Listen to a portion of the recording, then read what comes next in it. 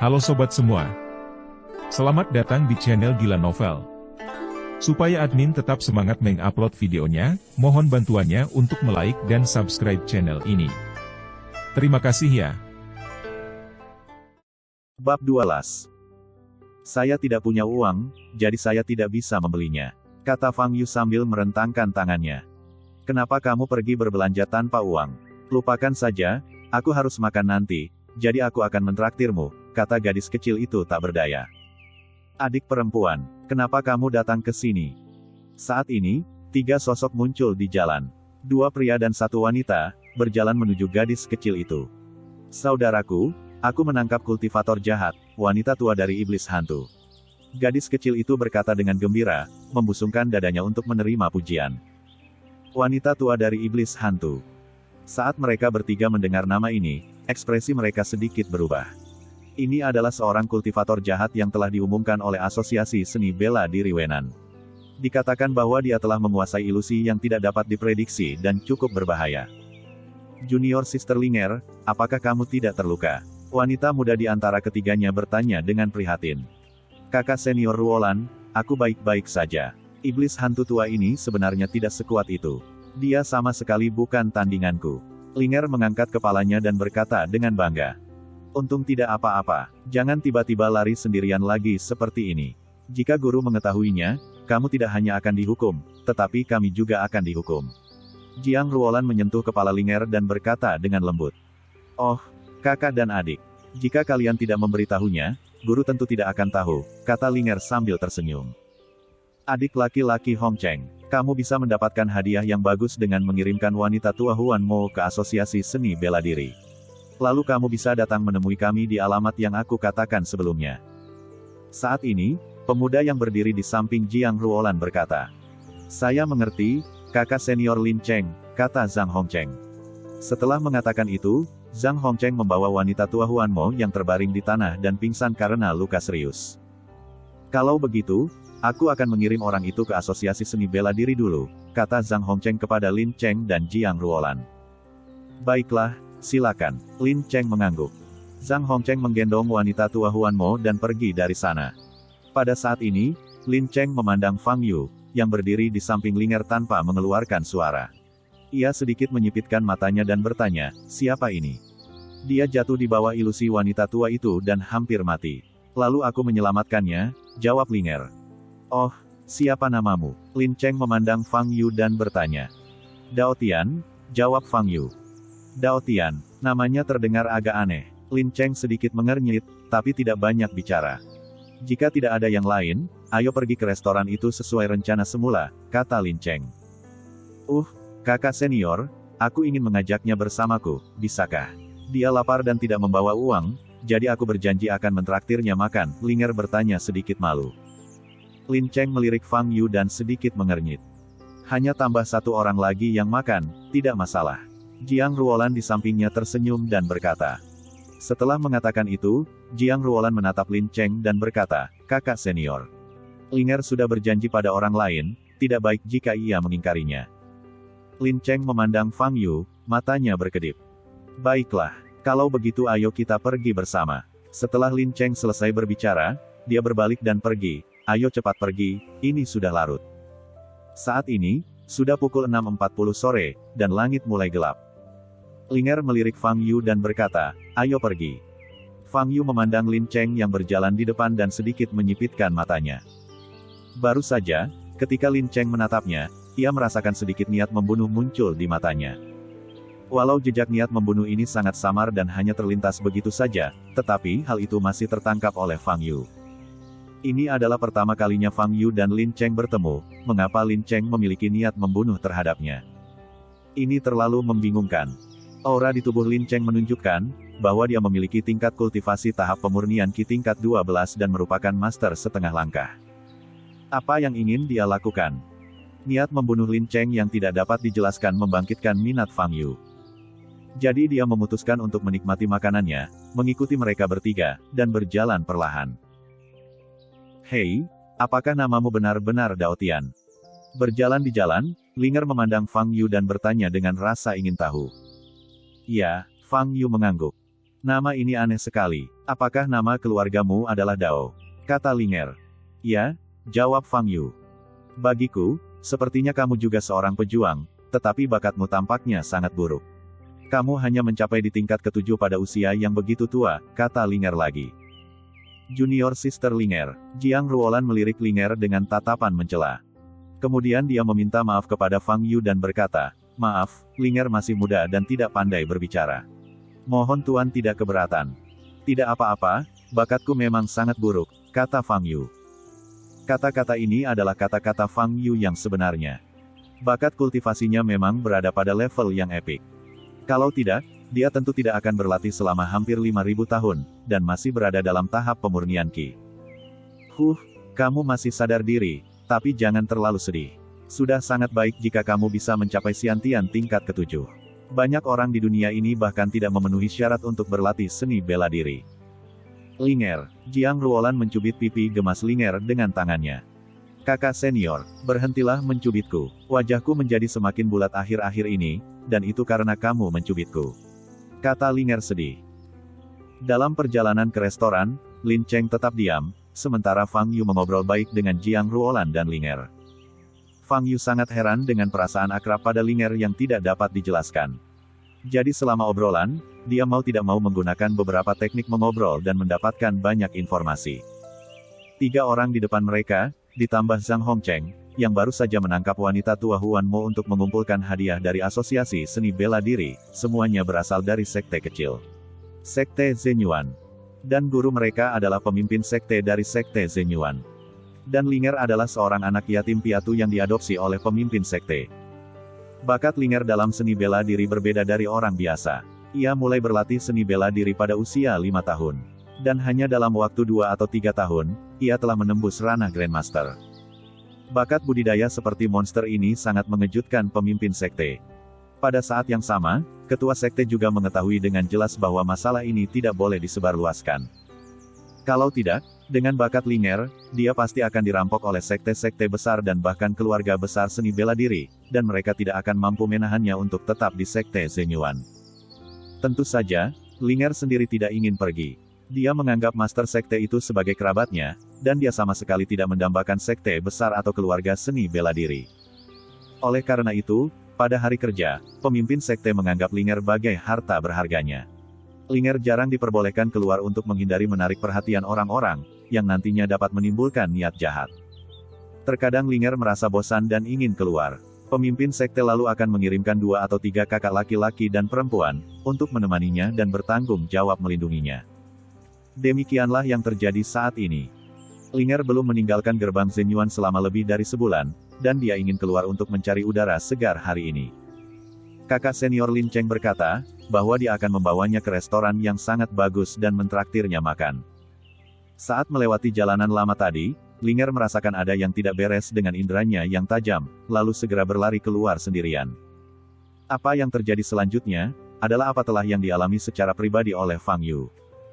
Semua informasi ini, dikorek sedikit demi sedikit oleh Fang Yu, dengan kemampuan mengobrolnya yang luar biasa. Selama percakapan, Fang Yu menemukan bahwa Linger, seorang gadis kecil, belum terlalu tua, tetapi dia berbicara dengan sangat dewasa. Sama sekali tidak seperti anak berusia 7 atau 8 tahun. Bagaimana aku ini bisa menceritakan semuanya? Setelah mengobrol, terjadi keheningan beberapa saat, dan Jiang Ruolan menyadari bahwa dia telah mengatakan banyak hal yang seharusnya tidak dia katakan. Dao Tian di depannya hanyalah orang asing yang baru dia temui kurang dari 1 jam. Bagaimana dia bisa mengatakan hal yang rahasia kepadanya? "Tuan Dao Tian, tolong jangan beritahu siapapun apa yang baru saja saya katakan," kata Jiang Ruolan memohon dengan wajah memerah. "Jangan khawatir, aku tidak akan memberitahu siapapun," kata Fang Yu sambil tersenyum. Jiang Ruolan melihat bahwa tingkat kultivasi Fang Yu tidak tinggi dan perkataan serta perbuatannya terlihat seperti orang biasa, jadi dia tidak terlalu khawatir. Mereka bertiga mengikuti Lin Cheng, berbelok ke kiri dan kanan, melewati beberapa jalan dan memasuki ruas jalan yang jarang penduduknya. "Kakak senior, kita sudah pergi lebih dari setengah jam, apakah kita belum sampai?" keluh Linger. Restoran itu adalah restoran yang sudah lama berdiri. "Sulit ditemukan, tapi seharusnya tidak jauh," jawab Lin Cheng. Setelah berjalan kurang lebih 5 menit lagi, setelah melewati sebuah gang, akhirnya mereka melihat sebuah restoran yang agak kumuh. Mereka saat ini telah berada di daerah terpencil yang tidak diketahui. Masuk ke dalam restoran, mereka tidak melihat ada pelanggan. Seorang pria muda mengenakan rompi mendatanginya. Sepintas, dia terlihat bertukar pandang dengan Lin Cheng dan memberi isyarat kepada Lin Cheng untuk naik ke atas. Kita naik ke atas, ada kamar pribadi di atas, kata Lin Cheng kepada Jiang Ruolan dan Linger di belakangnya. Setelah mengatakan itu, Lin Cheng memimpin dengan menaiki tangga. Fang Yu memandang Jiang Ruolan dan Linger dengan keterkejutan di matanya. Sudah jelas sekali, bukankah kedua orang ini menyadari ada yang tidak beres? Bab 212. Linger masih kecil, jadi dia tidak berharap terlalu banyak, tapi Jiang Ruolan sudah dewasa, apakah dia tidak menyadari adanya bahaya? Namun, setelah dipikir-pikir, mungkin karena keduanya mempercayai Lin Cheng, sehingga mereka tidak curiga. Setelah naik ke atas, Lin Cheng membawa mereka ke kamar pribadi dan duduk di meja makan di kamar pribadi. Sekarang jam 7.20, yang merupakan waktu makan malam, tetapi tidak ada pelanggan di restoran ini. Akankah rasanya enak? Setelah duduk, Fang Yu melirik Lin Cheng dan berkata. Mendengar kata-kata ini, ekspresi Lin Cheng sedikit berubah. Itu belum tentu benar. Saya menonton film dokumenter di TV dan ada beberapa restoran dengan selera yang sangat bagus. Restoran tersebut dibuka di lokasi yang sangat terpencil, tetapi makanan yang mereka masak semuanya adalah makanan kelas atas. Kelihatannya sangat lezat, ujar Lin Cheng mencoba membantah. Linger lalu mengambil sumpitnya dan melanjutkan, ini pasti restoran seperti yang disebutkan di TV. Fang Yu tidak berkata apa-apa lagi. Lin Cheng melirik Fang Yu, matanya sedikit menatap dingin. Setelah beberapa saat, pelayan berompi masuk dan menaruh segelas air matang di depan semua orang. Setelah itu, pelayan pun keluar. Setelah berjalan sekian lama, ayo minum air dulu, kata Lin Cheng. Fang Yu mengetahui dengan pantatnya, bahwa gelas-gelas air ini telah dicampur dengan bahan tertentu.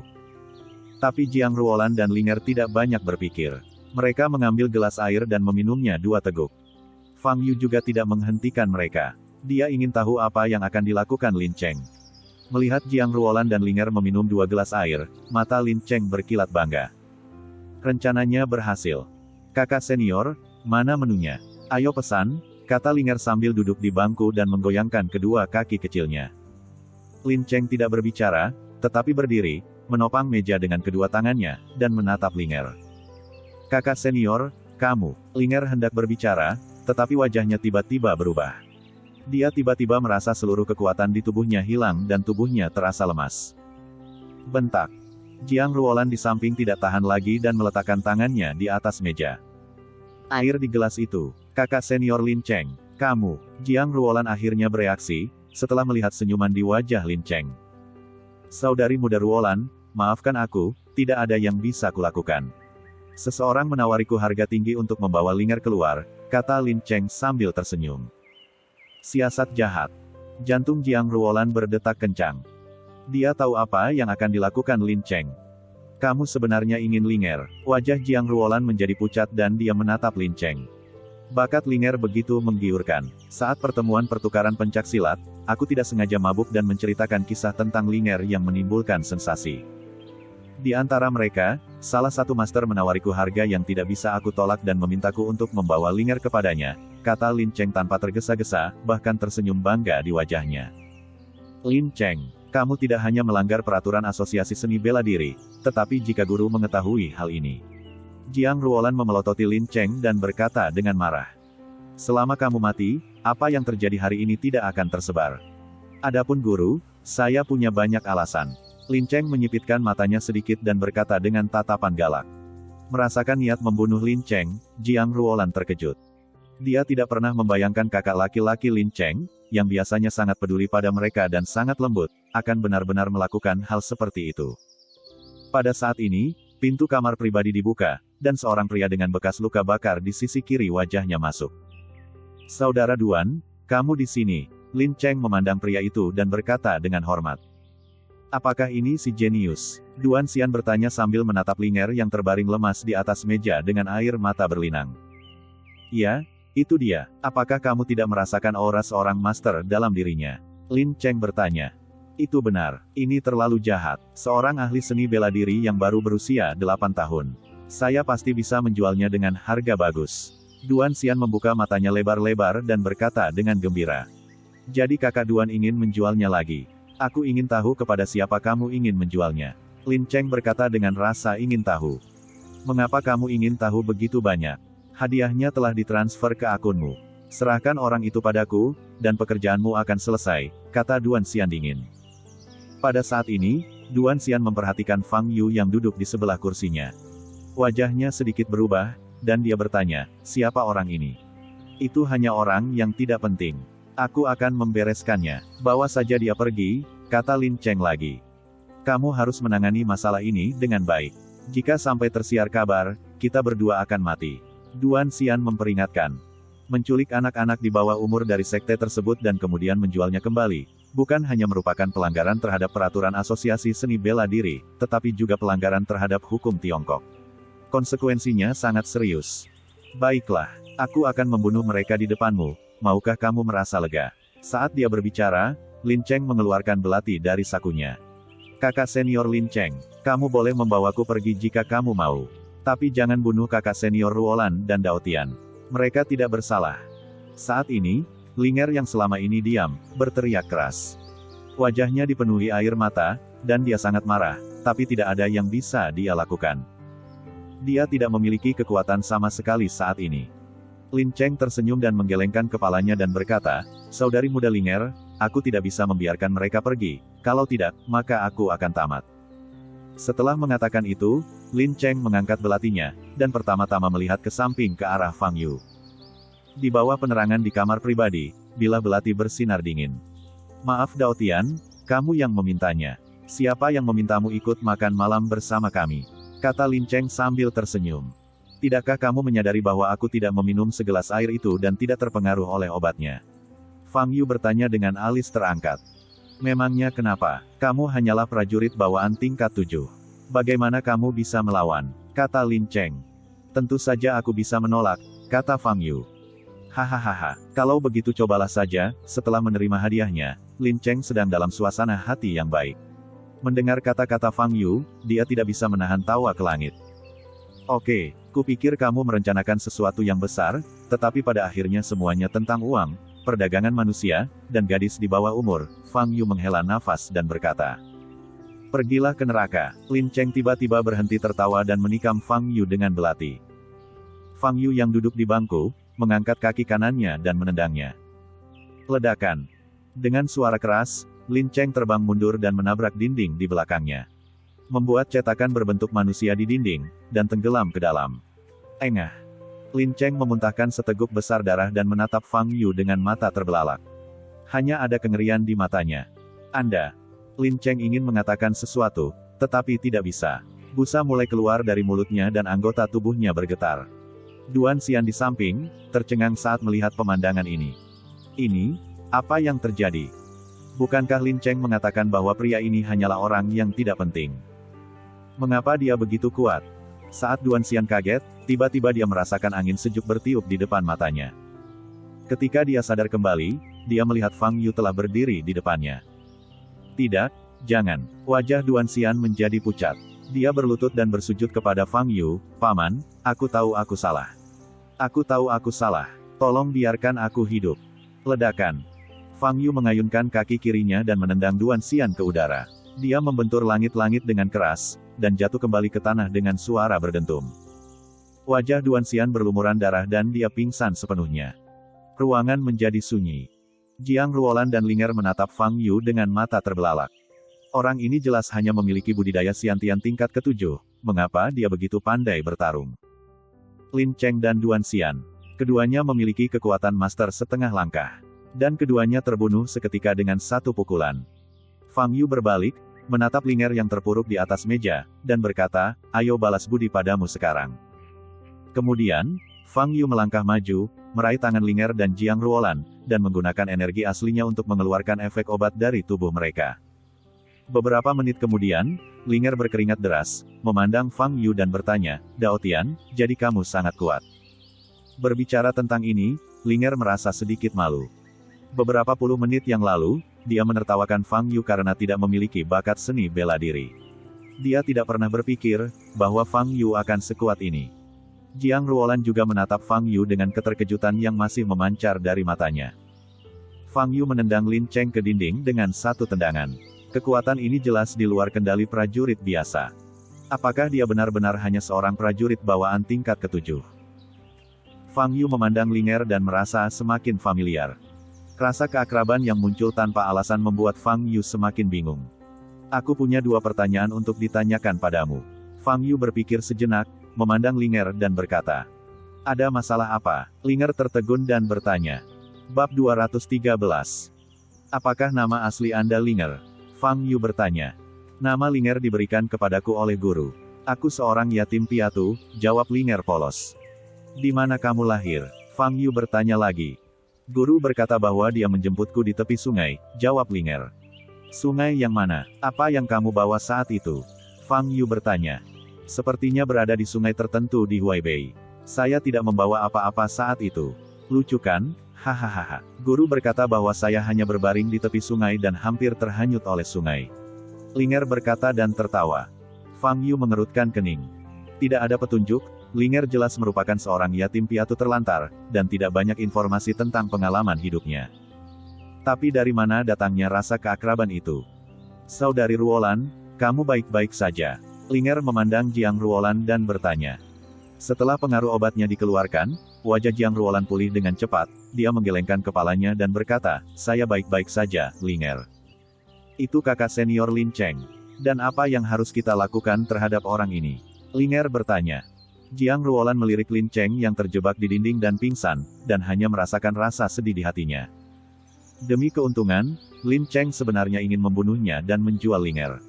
Saya telah memberitahu saudara muda Hong Cheng dan beberapa saudara muda lainnya untuk datang. Kedua orang ini harus diserahkan ke Asosiasi Seni Bela Diri, kata Jiang Ruolan.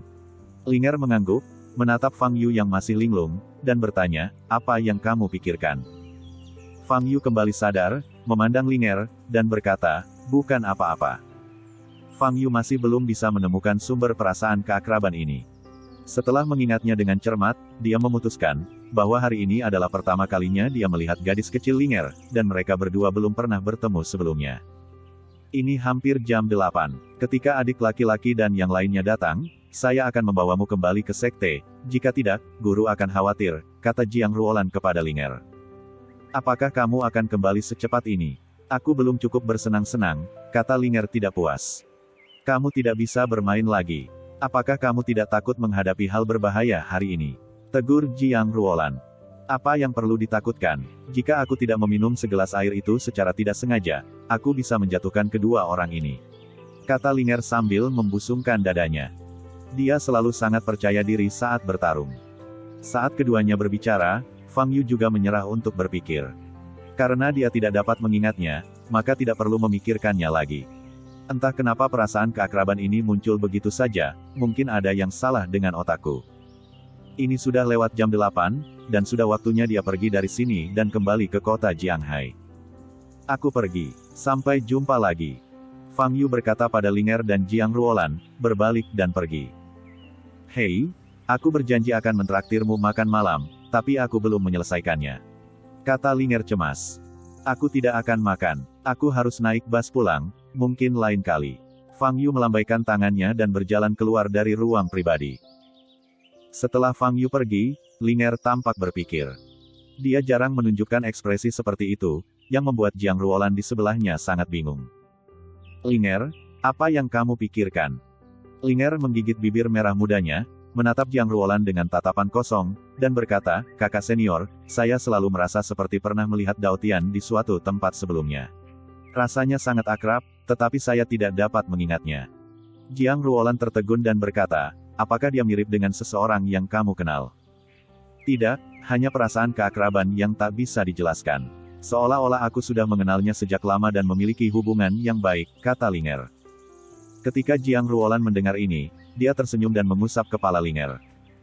Gadis ini pasti ketakutan dengan apa yang baru saja terjadi, itulah sebabnya dia merasa hal ini tidak dapat dijelaskan.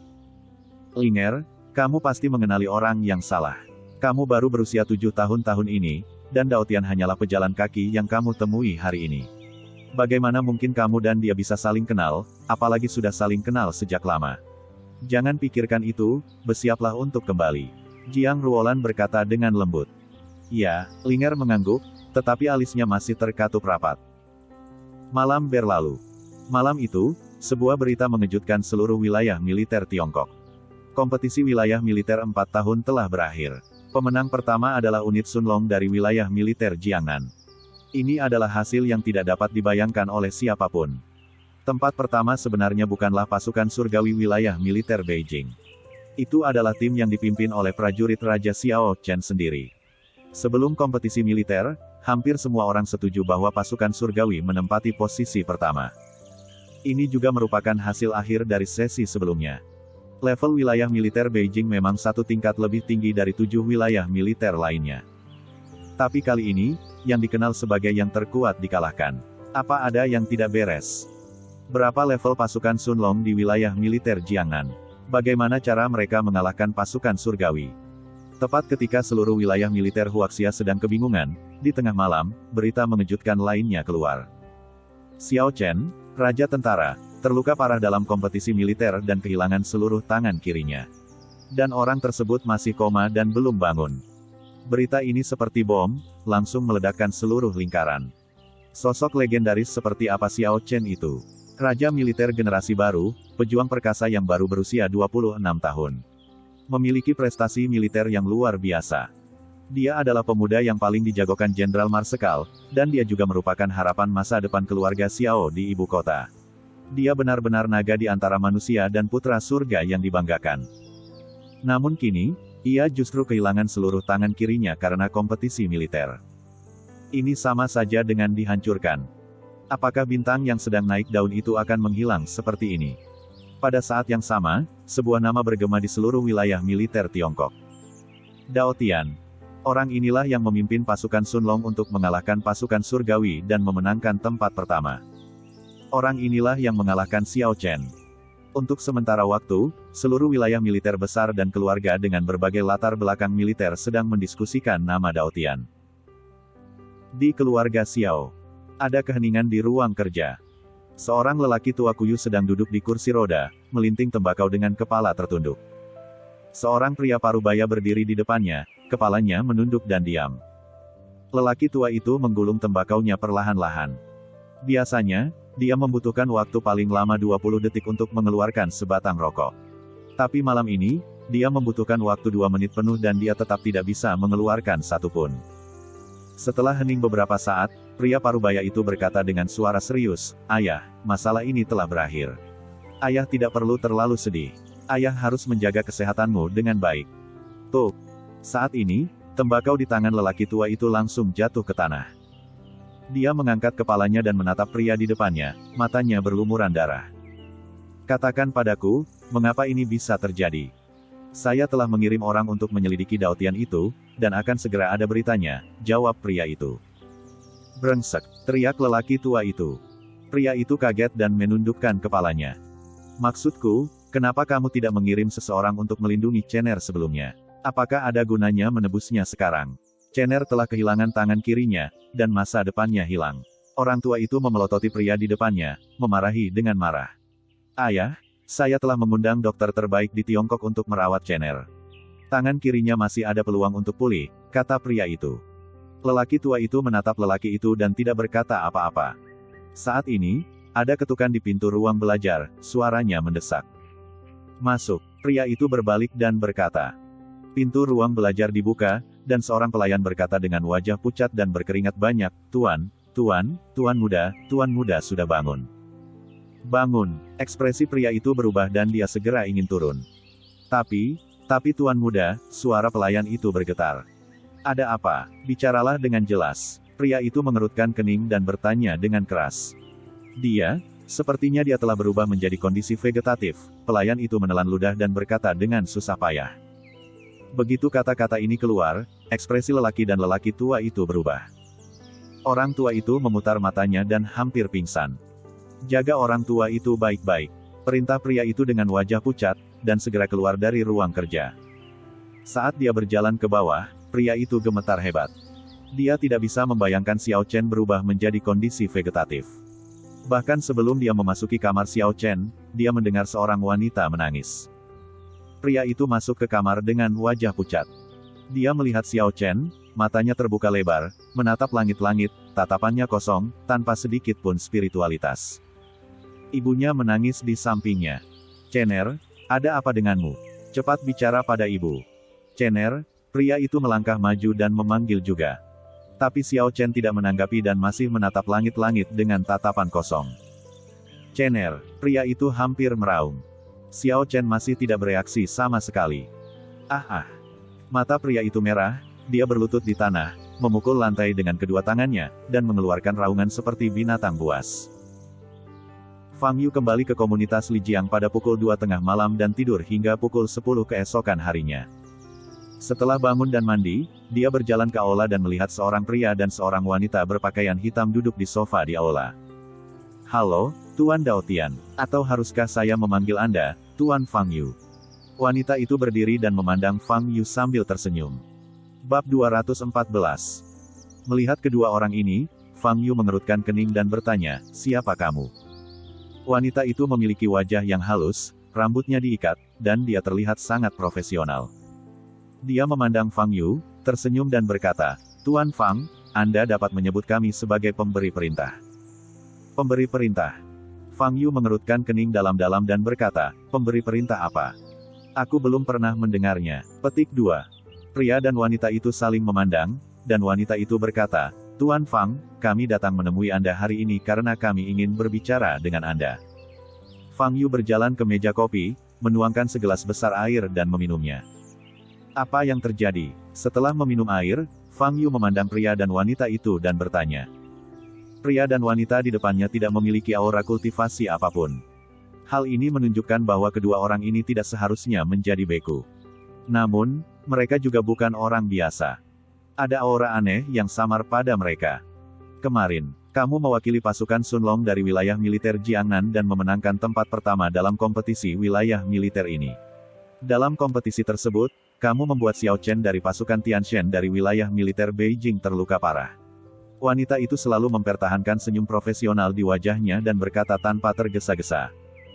3 hari yang lalu, Anda berkelahi dengan orang-orang di Hotel Bintang Laut, menimbulkan sensasi yang sangat besar, menyebabkan kepanikan di antara para tamu hotel, dan menyebabkan kerugian besar bagi Hotel Bintang Laut.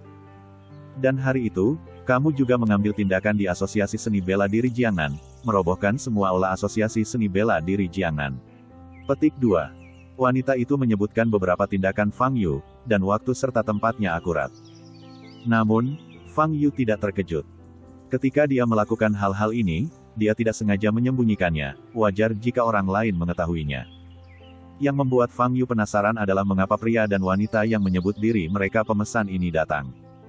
"Oke, aku tahu betul apa yang telah kulakukan. Kamu tidak perlu mengulanginya lagi." Fang Yu menyela wanita itu dan berkata. Wanita itu tidak melanjutkan pembicaraannya, tetapi tersenyum dan berkata, "Jadi, Tuan Fang mengakui bahwa Anda yang melakukan hal-hal itu." "Aku yang melakukannya, jadi apa yang kamu inginkan?" Fang Yu bertanya. Wanita itu melirik pria di sampingnya. Pria itu sedikit mencondongkan tubuh ke depan, matanya sedikit tajam, dan berkata, "Tuan Fang, prajurit manapun perlu dikendalikan. Semakin tinggi tingkat kultivasinya, maka tindakan ini semakin harus dilakukan. Jika tidak, dunia akan kacau balau. Apakah Anda setuju dengan sudut pandang ini?" "Itu benar, saya setuju dengan sudut pandang ini 100%, Fang Yu mengangguk. "Kalau begitu, kenapa kamu begitu menonjolkan diri dan melanggar batasan berulang kali?" Pria itu bertanya, senyum di wajahnya memudar. Fang Yu mengangkat alisnya dan berkata, "Beberapa kali saya mengambil tindakan, orang lain yang selalu membuat masalah bagi saya terlebih dahulu. Anda seharusnya menanyakan pertanyaan ini kepada pihak lain dulu. Menurut penyelidikan kami, Anda telah membunuh lawan Anda setiap kali Anda mengambil tindakan. Bahkan jika kami ingin bertanya, kami tidak dapat menemukan siapapun." Wanita itu tersenyum di sebelahnya. "Tidak ada yang bisa kulakukan. Mereka menginginkan hidupku, jadi aku harus membunuhnya," kata Fang Yu sambil merentangkan tangannya. Melihat ekspresi acuh tak acuh Fang Yu, ekspresi pria itu menjadi semakin dingin. "Justru karena keberadaan pejuang seperti Anda, maka kami di Tiongkok mendirikan organisasi ketertiban. Pria itu berhenti dengan suara dingin dan berkata, "Tuan Fang, kami tahu bahwa Anda sangat kuat. Namun, sejak berdirinya organisasi pemberi perintah, organisasi ini telah menangkap banyak pejuang seperti Anda, atau bahkan lebih kuat dari Anda. Semua prajurit yang ditangkap ini memiliki ciri yang sama, yaitu mereka sombong dan sulit diatur." Petik 2. Akhirnya sampai pada intinya. Fang Yu tersenyum tipis dan berkata, "Jadi, kamu datang untuk menangkapku." Pria itu memandang Fang Yu, cahaya biru samar bersinar di pupil matanya. Dalam kehampaan, sebuah kekuatan tiba-tiba muncul, mencoba memasuki tubuh Fang Yu. "Ingin memasuki tubuhku dan mengendalikan pikiranku." Fang Yu tersenyum sinis, bersandar dengan tubuh bagian atas, dan menyilangkan kaki. Dengan kekuatan jiwanya, pria ini hanya melakukan pekerjaan sia-sia. Selama dia tidak mau, tidak ada kekuatan yang bisa masuk ke tubuhnya. Melihat reaksi Fang Yu, wajah pria itu sedikit berubah, dan cahaya biru di pupil matanya menghilang, kembali normal. Pada saat ini, wanita di samping berkata, "Tuan Fang, kami petugas dan Anda para pejuang tidak harus berada di sisi yang berlawanan." Fang Yu memandang wanita itu dan tidak berkata apa-apa. "Kami datang ke sini hari ini hanya untuk mendiskusikan situasinya dengan Anda, Tuan Fang. Kami tidak ingin ada konflik dengan Tuan Fang." Pada titik ini, wanita itu berdiri, dan pria di sebelahnya juga berdiri. "Saya harap Tuan Fang dapat mendengarkan apa yang kami katakan dan berusaha mematuhi peraturan di masa mendatang. Jika tidak, mau tidak mau kita harus bertemu lagi." Setelah mengatakan itu, wanita dan pria itu berbalik dan berjalan keluar pintu. "Anda memasuki rumah saya tanpa persetujuan saya. Disebut apakah ini dalam hukum? Mendobrak rumah pribadi. Jadi, saya harap lain kali jika Anda ingin datang menemui saya, Anda dapat menghormati hukum dan memberitahu saya terlebih dahulu. Jika tidak, saya mungkin tidak akan memberi Anda kesempatan untuk berbicara dengan saya." Fang Yu berkata dengan ringan. Setelah mendengar kata-kata Fang Yu, pria dan wanita itu membeku, tampak tertegun sejenak, lalu berjalan keluar. Fang Yu melihat ke belakang kedua orang ini, matanya sedikit bergerak. Ada Maybach hitam yang diparkir di pintu masuk komunitas Lijiang. Pria dan wanita yang meninggalkan rumah Fang Yu masuk ke mobil setelah keluar dari komunitas Lijiang. "Muxue, Fang Yu ini terlalu sombong. Dia sama sekali tidak menganggap kita serius. Kenapa kamu ingin menghentikanku memberinya pelajaran?" Begitu dia masuk ke dalam mobil, pria itu berkata dengan marah. Sebagai pemberi perintah, mereka telah menangkap banyak pejuang yang kuat, tetapi pernahkah mereka begitu marah? Selama percakapan, Fang Yu terlihat tidak sabar dan malas berbicara, yang membuatnya merasa tidak nyaman. "Lan Lin, saat kamu menggunakan pengendalian pikiran padanya, aku tidak menghentikanmu. Bagaimana efeknya?" Muxue bertanya dengan ringan. Berbicara tentang ini, wajah Wang Lanlin sedikit berubah. Baru saja dia menggunakan teknik pengendali pikiran untuk mencoba mengendalikan pikiran Fang Yu, tetapi secara tak terduga hal itu tidak berpengaruh. Saat itu, Fang Yu masih menatap langsung ke arahnya. Dengan kekuatannya saat ini, hampir mustahil bagi pihak lain untuk menolak dalam tatapan langsung seperti itu, dan dia seharusnya akan membiarkan dirinya mengendalikan pikirannya. Fang Yu ini hanya berbeda dari prajurit lainnya, kata Muxue, walau tingkat kultivasinya masih pada level prajurit bawaan, tetapi kekuatannya cukup untuk mengalahkan Wu Zun. Berdasarkan hal ini, kita harus membedakannya dari prajurit yang kita tangkap sebelumnya. Perbedaan, apakah kita perlu takut pada Fang Yu ini? Kita para pemberi perintah, pejuang alam seperti apa yang belum kita tangkap? Kita adalah dewa kematian yang terkenal di Tiongkok. Wang Lanlin membuka matanya lebar-lebar dan berkata. Muxue menggelengkan kepalanya dan menyela Wang Lanlin, misi kita hari ini hanya untuk memperingatkan Fang Yu. Apa yang terjadi selanjutnya tergantung pada instruksi dari atas. Saya pikir orang ini harus dihukum. Dia terlalu sombong, kata Wang Lanlin dengan marah. Di pagi hari, Fang Yu pergi ke kebun sayur dan menyiraminya. Setelah makan siang, dia tidak punya pekerjaan lain, jadi dia berpikir untuk pergi ke sekolah. Dalam 1 atau 2 bulan terakhir, dia sibuk dengan banyak hal dan jarang bersekolah. Namun, tujuan pergi ke sekolah adalah untuk menghabiskan waktu. Fang Yu muncul di kelas dan menarik perhatian semua orang di kelas. Dalam 1 atau 2 bulan terakhir, Fang Yu jarang bersekolah. Ketika Fang Yu tidak muncul selama beberapa hari, rumor menyebar di kelas. Beberapa orang mengatakan bahwa Fang Yu putus sekolah, Beberapa mengatakan bahwa Fang Yu dipindahkan ke sekolah lain, dan beberapa mengatakan bahwa Fang Yu telah menyinggung seseorang, terluka parah dan menghilang dari dunia. Beberapa orang bahkan mengatakan bahwa Fang Yu mengalami kecelakaan mobil dan meninggal. Ada begitu banyak rumor, sehingga banyak orang yang mempercayainya. Sekarang mereka melihat Fang Yu lagi, tentu saja mereka sangat terkejut. Tang Xiaorou mengerjakan pertanyaan ulasan dengan serius, tetapi tiba-tiba dia merasa lingkungan sekitarnya menjadi hidup. Begitu dia mengangkat kepalanya, Fang Yu duduk di kursi di sebelahnya. "Kamu, kenapa kamu ada di sini?" Tang Xiaorou bertanya dengan terkejut di wajahnya. Dia juga bertanya-tanya mengapa Fang Yu tidak datang ke kelas dan bertanya kepada ayahnya. Namun belakangan ini, Tang Mingde jarang menghubungi Fang Yu, jadi tentu saja dia tidak tahu apa yang sedang dilakukan Fang Yu. Setiap hari ketika dia datang ke ruang kelas, kursi di sebelahnya kosong, yang membuat Tang Xiaorou merasa tersesat. Sekarang dia melihat Fang Yu, dia merasa sedikit bahagia. "Saya tiba-tiba teringat, bahwa saya belum selesai membaca buku yang saya beli sebelumnya, jadi saya datang ke kelas untuk menyelesaikan membacanya," kata Fang Yu. "Ujian masuk perguruan tinggi 1 bulan lagi, apakah kamu sudah memikirkannya? Apakah kamu benar-benar tidak perlu meninjaunya?" Tang Xiaorou bertanya dengan mata indahnya melebar. Bab 215. Kamulah yang membutuhkan ujian masuk perguruan tinggi, tetapi saya belum tentu membutuhkannya. Fang Yu melirik Tang Xiaorou dan berkata, Kamu bahkan tidak mau mengikuti ujian masuk perguruan tinggi." Tang Xiaorou bertanya dengan kaget. Fang Yu benar-benar belum memutuskan apakah akan mengikuti ujian masuk perguruan tinggi atau tidak. Mengikuti ujian masuk perguruan tinggi berarti masuk ke perguruan tinggi. Selama bertahun-tahun, Fang Yu telah kuliah berkali-kali. Secara keseluruhan, menurutnya, kehidupan sekolah menengah lebih nyaman dan lebih mudah untuk menghabiskan waktu dibandingkan dengan kehidupan kampus. Dengan nilaimu, jika kamu meninjaunya dengan cermat, kamu pasti akan diterima di Universitas Beijing. Tetapi kamu tidak ingin mengikuti ujian masuk perguruan tinggi. Tang Xiaorou berkata dengan sedikit kebencian. Fang Yu tidak menjawab kata-kata Tang Xiaorou. Ada kelas bahasa Inggris di sore hari. Namun, bukan Ding Ran yang masuk ke kelas, melainkan guru laki-laki lainnya. Melihat guru ini, Tang Xiaorou teringat sesuatu, menoleh ke arah Fang Yu, dan berkata, "Ngomong-ngomong, Fang Yu. Ketika kamu tidak datang minggu lalu, Guru Ding datang kepadaku 2 kali dan memintamu pergi, kemana itu?"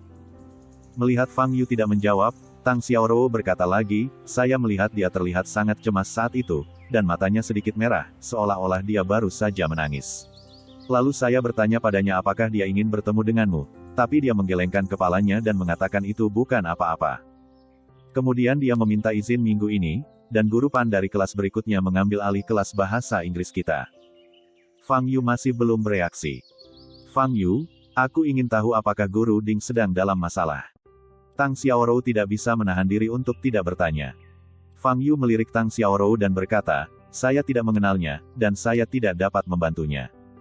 Terakhir kali di kantin sekolah, Fang Yu menjelaskan kepada Ding Ran bahwa dia tidak akan membantu Ding Ran menyelesaikan masalah pernikahannya.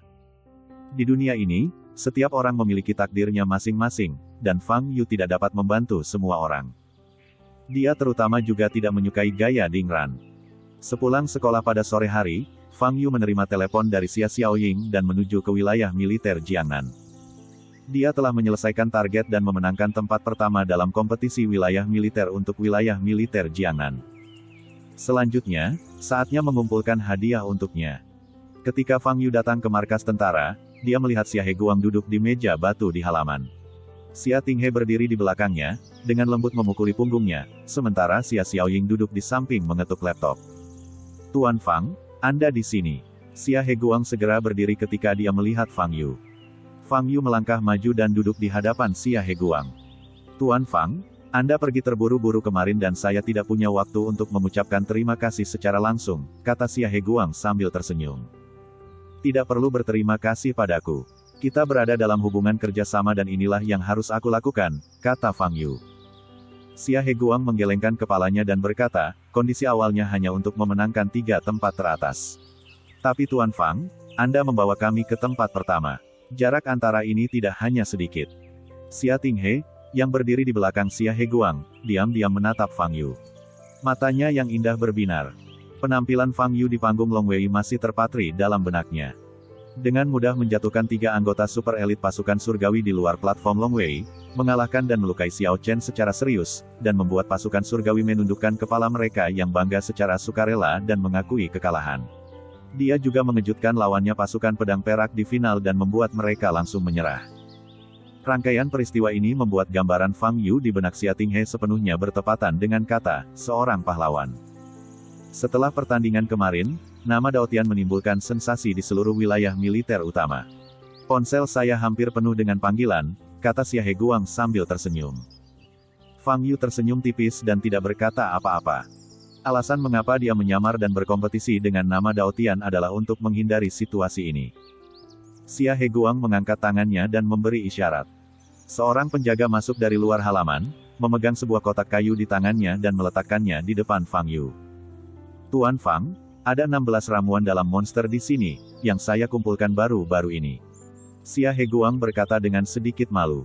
Sangat tidak mudah untuk mengumpulkan ramuan dalam monster. Mungkin perlu waktu untuk mengumpulkannya semua. Tuan Fang, Anda tentu tidak terburu-buru menggunakannya, kan? Fang Yu membuka kotak kayu itu, melihat kualitas ramuan dalam monster itu, dan sedikit mengernyit. Mereka semua adalah ramuan dalam monster tingkat rendah dari tingkat kedua dan ketiga. Ramuan batin monster tingkat rendah tidak berpengaruh padanya pada tahap ini. Setelah berpikir sejenak, Fang Yu berkata, ayo lakukan ini. Aku boleh tidak ingin 30 atau lebih ramuan dalam binatang iblis itu. Namun, aku ingin kamu membantuku menyelidiki 2 hal. Ekspresi Xia Heguang sedikit berubah dan dia berkata, Tuan Fang, apa yang ingin Anda selidiki? Pertama, saya ingin Anda menyelidiki sesuatu. Ada sebuah organisasi di Eropa bernama Jin Laboratory, yang khusus menangani modifikasi genetik. Banyak juga robot dan sebagainya. Singkatnya, saya ingin tahu tentang laboratorium genetika ini. Bisa dimulai dengan lokasinya, kata Fang Yu. Laboratorium genetika. Xia Heguang belum pernah mendengar nama ini, tetapi Xia Xiaoying di sebelahnya mendapat kesan tentang itu. Sebagai pemimpin tim intelijen, dia menangani banyak intelijen setiap hari, dari seluruh dunia. Laboratorium Genetika kebetulan merupakan organisasi yang mendapat perhatian khusus. Laboratorium genetik ini dicari di seluruh Eropa karena melakukan modifikasi dan eksperimen tubuh manusia, melanggar hukum dan etika. Sudah lama berbagai negara Eropa mengirimkan agen atau pasukan khusus untuk mencari lokasi laboratorium genetika, namun belum ada hasilnya. Xia Xiaoying memandang Fang Yu, sedikit mengernyit, dan berkata lagi, di Eropa, banyak negara juga sedang mencari, tetapi mereka belum dapat menemukannya. Jadi izinkan kami membantu Anda. Saya tidak meminta Anda untuk segera menemukannya. Hal utama adalah, membantu saya mengawasinya dan memberitahu saya segera setelah Anda memiliki informasi tentang laboratorium genetika, kata Fang Yu. Laboratorium genetika mungkin telah menguasai pembuluh darah spiritual, yang merupakan hal yang paling dikhawatirkan oleh Fang Yu. Jika dia dapat menemukan pembuluh darah spiritual lain dan menyerapnya, pemurnian Qi tingkat 10.000 mungkin akan tercapai. Itu tidak masalah. Xia Heguang setuju. Kedua, saya ingin Anda membantu saya memperhatikan, apakah ada orang di Tiongkok yang menguasai teknik api ungu seperti Xiao Chen, kata Fang Yu dengan tatapan dingin di matanya. Teknik api ungu. Xia Heguang tertegun. Itu adalah api ungu yang menyelimutinya. Fang Yu memandang Xia Tinghe dan berkata, itu adalah teknik yang digunakan oleh Xiao Chen dalam video yang kamu tunjukkan padaku terakhir kali. Siapapun yang telah melihatnya akan sangat terkesan dengan nyala api ungu tersebut. Tuan Fang, sejauh yang saya tahu, metode ajaib itu adalah kartu truf Xiao Chen, dan itu mungkin bukan metode rahasia. Menurut Anda, mengapa orang lain telah menguasai hal yang sama? Xia Heguang mengerutkan kening. Pasti ada. Tolong bantu aku mengawasinya dan beritahu aku segera setelah ada berita, kata Fang Yu. Ini bukanlah masalah yang sulit, Xia Heguang langsung setuju, tidak masalah. Baiklah, sudah cukup, kata Fang Yu sambil berdiri. Pada saat ini, dia tiba-tiba memikirkan sesuatu, menoleh ke arah Xia Xiaoying, dan bertanya, apakah Anda tahu apa itu pemberi perintah? Petik 2. Pemberi perintah. Setelah mendengar istilah ini, ekspresi Xia Xiaoying dan Xia Heguang berubah. Xia Xiaoying membuka mata indahnya dan bertanya, apakah mereka mencarimu?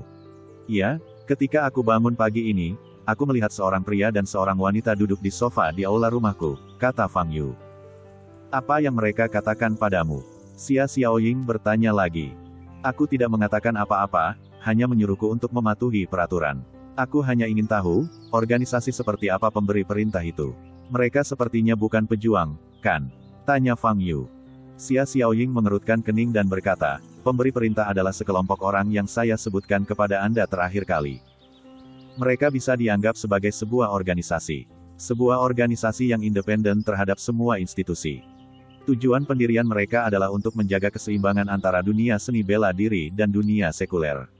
Sederhananya, mereka ada untuk mengendalikan para pejuang. Asosiasi seni bela diri juga memiliki fungsi yang sama, tetapi asosiasi seni bela diri hanyalah sebuah organisasi di permukaan. Tetapi pemberi perintah bersembunyi di kegelapan.